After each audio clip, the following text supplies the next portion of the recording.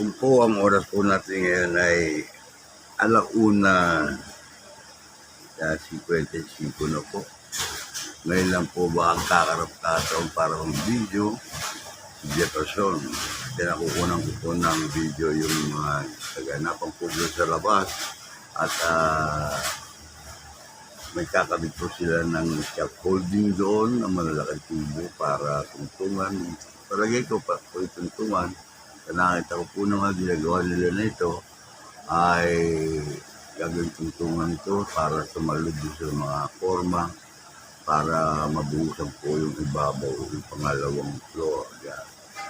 Tapos lang po yan. Nakita po ninyo yan. Pakita ko unang po ko Jefferson. At happy birthday po sa lahat po ng may karawan. Lalo na po kay Robert Velasco, tatay po nito, P.A. Velasco ng La Huerta. Yan po, hindi po natin makunang kanginit, napakalakas po ng buhos ng ulas. So, kaya basa naman dito sa silong. At sana po matapos itong mga minuto na gagawin ito.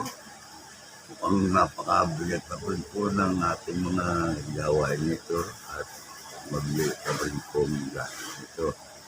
Kaya kung sino man po ay sa aking mga kaibigan ay makakapanood ito.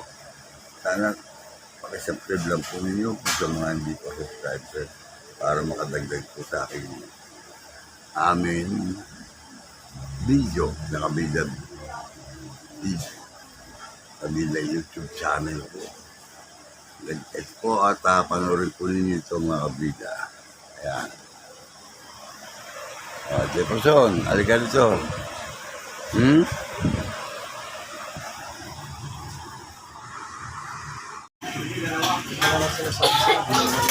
Ako, ayun, ang sinasabi ko. Yun, no? Hindi na.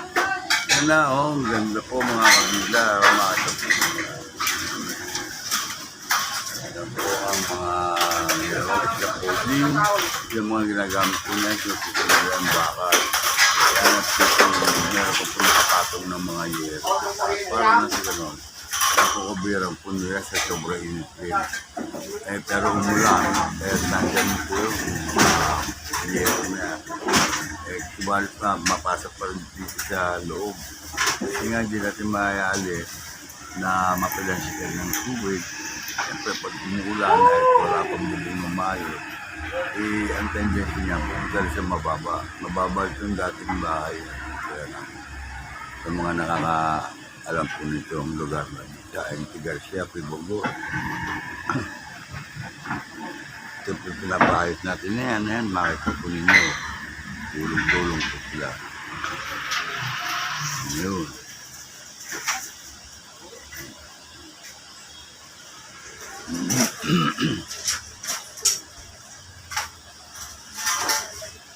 Napakarami po tubo yan, no? Yan pong ginagawang scaffolding. Tapin nyo mamaya, nakapanood nyo. Yan. Ang buwan ng mga kram na yan para titungan para sa pangalawang para pagkakit po ng pagdanan. Lalo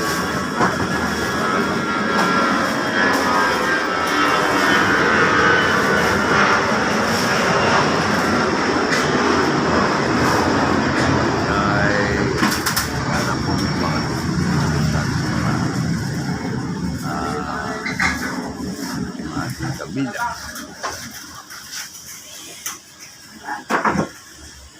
Kung mga oras po natin ngayon ay alas 3:33 ng hapon.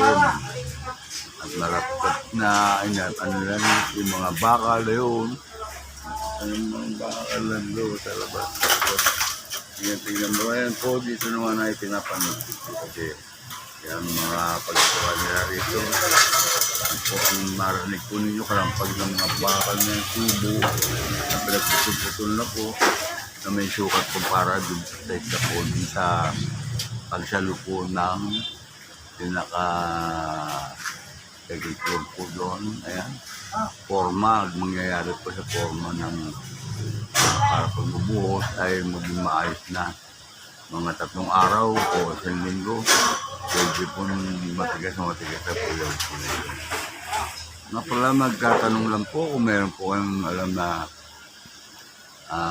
sigun po sa mga yung po bang mixer na meron semento, gano'ng kalaki, yung pinakamalaki po kaya mga kano po kaya sa order, no?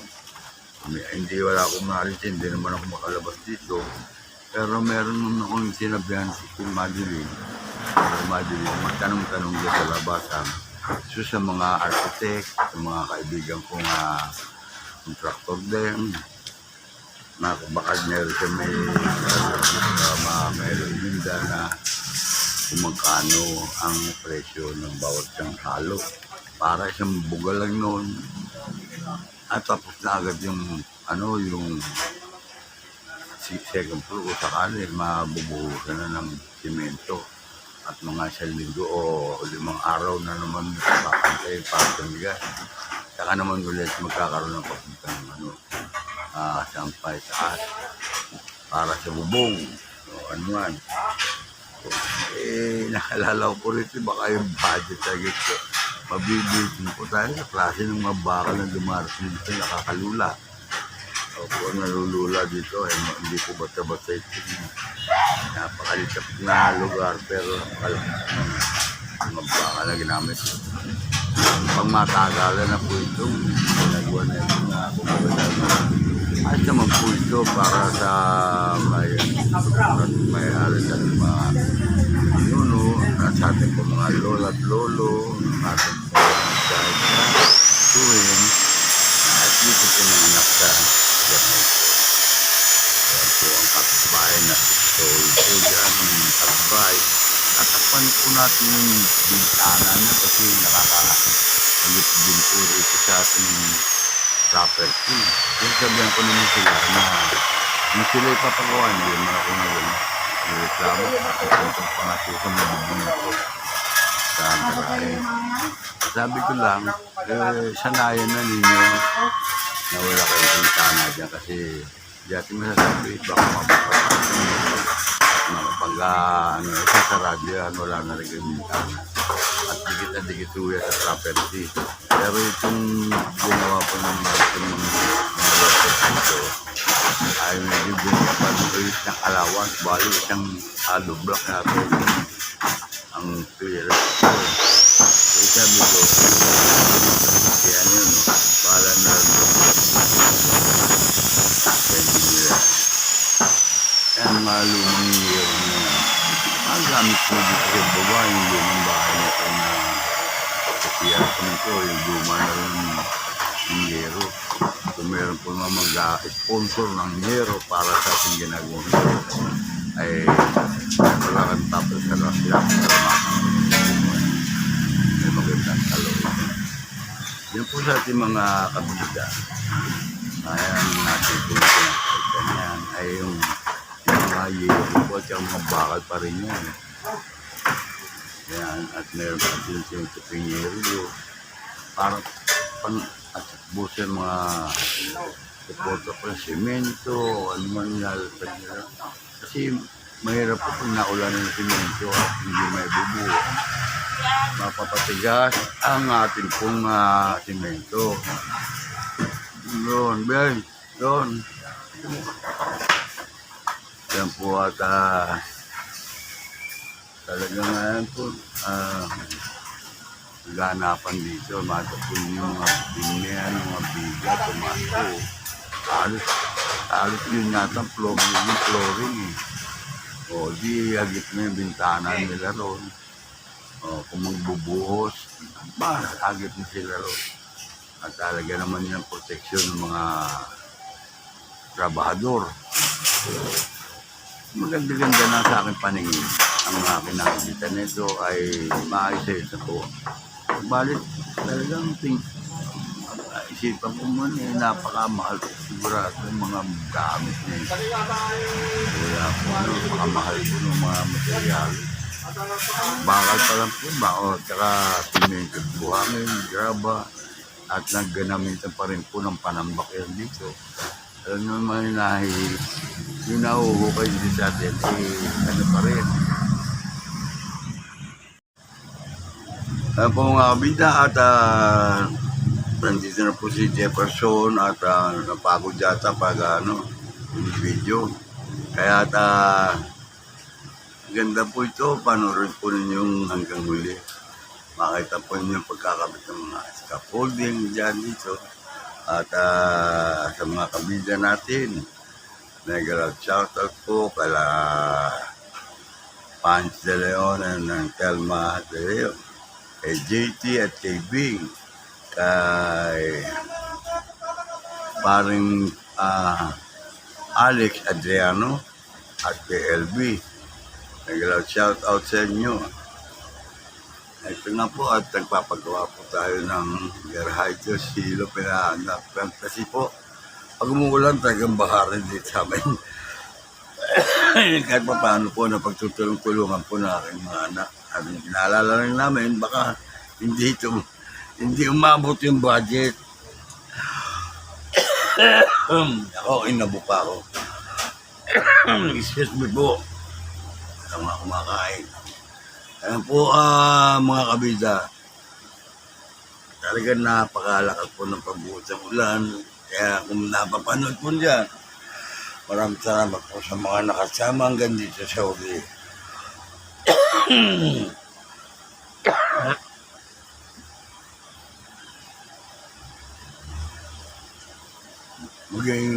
Mag-ingat po kayo palagi. Manalangin po kayo, pagpalain po kayo ng ating Panginoon. At may iwas po kayo sa mga karamdaman. Ako nga po, halos sanay na ako magkasakit. Tapos ito, medyo nakakaramdam ako ng hinawa sa akin paa, mga ubo. Ano ba ibig sabihin ito? Dadaan ko na lang po sa tawa. Dinig po ba niyan? Yan po pagkubo ko rito sa video at yan po at dito lang po mga kabida. Kaya mabigat ito, ang ginagawa ito, napakalalaki po ng tubo. Kaya ngayon, dati po, yung mga baka na ginamit sa poste, ngayon po nagagawa na po sila ng scaffolding para po malagyan ng mapagbuhos po doon sa pangalawang floor dito sa pag-akit ng hagdanan. Ginamitan nila ng malalaking tubo ang scaffolding po. At marami daw pong purpose yung baka kaysa sa kahoy.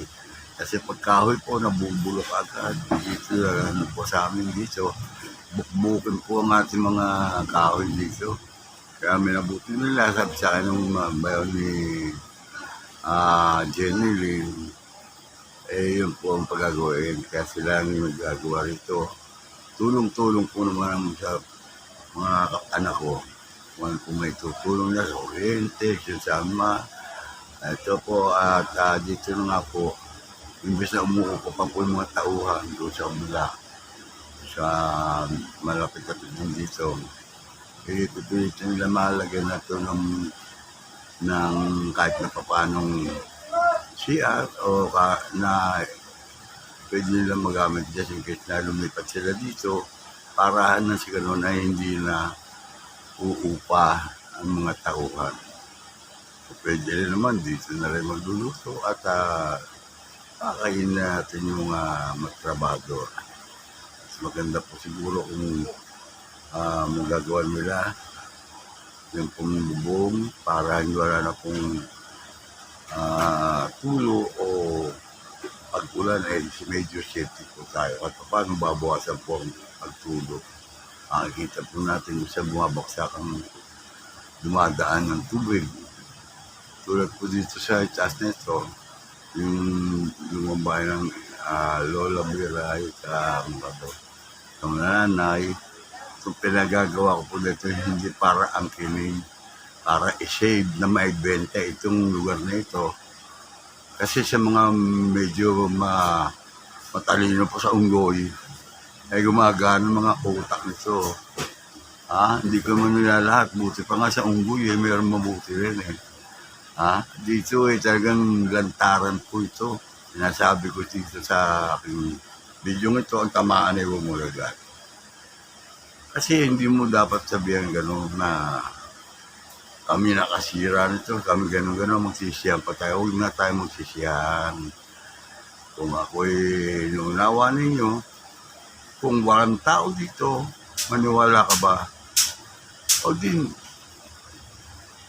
kung may tao nga para dito, o hindi na kami makakaptira dito. Wala na ako dito. Ang talo ng mga pagkakataon na yung buhay pananay ko, na medyo nga lang nagkaroon na nga po ng Alzheimer sa edad na bata po kumaayos eh. Ang nanay ko, naunuan ko rin. Talagang nakakababat panaog pa po doon sa taas at saka dito sa ibaba. Balit nung kami dumating dito lang kami sa ibaba at kumakalampag po mga yero nito. Pinaayos ko na rin po yung yero, pinatalihan ko pa samantala sa balik. Pumapatak din at lumulusot ang tubig. Siyempre katagalan, alam ko na pinaplano nila. Kung sino man yung ako, mahirap na po magsalita ng mga bato-bato. Kalimutan natin yung mga uulan mga salita na yan. Ako po ay handa talaga ng tumanggap na pagkakamali. O ay magpagkakamali ka, patawalan ako ng ating mga kapatid o ng ating Panginoon. Kung sila man ay hindi marunong ng tawad o hindi marunong patawad, ang Panginoon po, open po tayo dyan. Maging seryoso lang po tayo sa pananalangin natin. Ulit nga po ng mga araw pesta po ng San Andres. Diyan po nag-aral si Cardinal Tagle. Na naging Cardinal po ngayon, Cardinal na yun si Tagle, Luis Tagle. Nag-shoutout po sa kanya na batmate si Chito Halili. Kumusta ka na po ninyo kung kayo po yung nasa maayos pa. Ako kasi mag-aalilawang buwan na akong hindi nakapaglakad ng maayos eh. Kaya medyo ganito po. Pasasalamat ka pa rin at buo pa kami. Ginagabayan pa rin kami ng ating Panginoon. Pagbat minsan, hindi po talaga nagkakaunawaan. Meron pong sumbatan, ganyan. Iwasan po natin yun. Meron nga po ibang tao tumutulong eh, hindi ka tinutulungan eh. Napapanood nyo naman siguro sa YouTube. Katulad niya ng actress si Ibana na yan. Yung napapanood po na niya yan.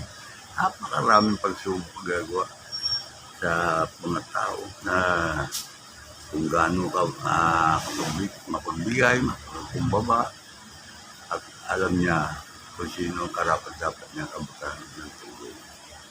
Ganyan din po si Julius Babaw sa mga katulad kong mga member po ng artista. Handa po niyang interview eh. Subalit ako po ayoko po naman ako ang magsabi. Ako naman prueba na ako talaga artista. Hanggang sa ngayon, artista pa rin ako. Pwede ako gumanap ng malapit ng mamatayang eksena. Baka gusto mong dumabol. Pwede ka rin. Joke lang po, mga kabida, papataw. Pero paano, masyadong seryoso kasi yung mga nakikinig. Ako po nga pala si Nilo Jeff, kabida Nilo Jeff Hernandez. At maraming salamat po sa mga subscribers na po natin. At sa lahat po ng sumusubaybay dito sa ating Kabida YouTube channel. Mga kabida, doon po sa mga bago lang po rito sa ating Kabida channel, napadaalan po kayo. Please subscribe po. Nakiusap po sa inyo, mag-subscribe po kayo kung gusto po like or share po ninyo ang video ito na hindi lang po sa amin nangyayari sa pamilya namin dito. Marami pong pamilya. Yung nga po sa kanila, sa gobyerno nga po natin dito sa Pilipinas, nakalulungkot. Mga kapatid, nasisiraan ni katulad ni Amy Marcos na yan. sira niya kapatid niya, si Bongbong. Huwag niyang sabihin galit siya sa asawa. Sana, bayaan niya na lang, unawain niya. Presidente yun, bumalik ang kaluluwa ng inyong ama kay Bongbong. Baka hindi mo alam yun. Ay medyo may konti akong kwento dyan.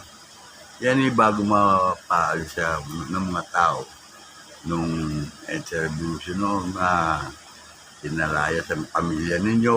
Napunta ka ng Hawaii, doon kayo napunta. Apat kayo, kundi marunong bigay ang si Apple kay Marcos, Ferdinand Marcos. Siguro, hindi natin inabot itong sistema nito.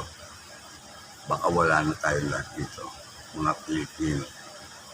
May malasakit sa pagdarasal at pagtutulong sa kapwa. Yan po. Makikita po naman ninyo, huwag tayo magpagalingan, huwag tayo magpakulit. Mas maganda, gawin mo ang ginagawa mo, ang tama.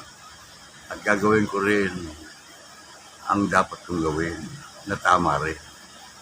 Huwag yung manggugulang ka, magkukurap ka, magnanakaw. Mag-aral ka pa naman. Kung sino man yan. Marami po. Iba yung sinasabi ng Jessica Soho, mga kurakot. Kaya na nakakahiya tayo mga Pilipino. Nag-uusapan na tayo sa buong mundo na ganun pala mga Pilipino. Bigyan mo kayo hindi tatahan na pag may hiya. Parang batang binigyan kayo. Hindi ko ganun. Meron po namang napakagaling kong tao talaga sa atin na hanggang tumulong.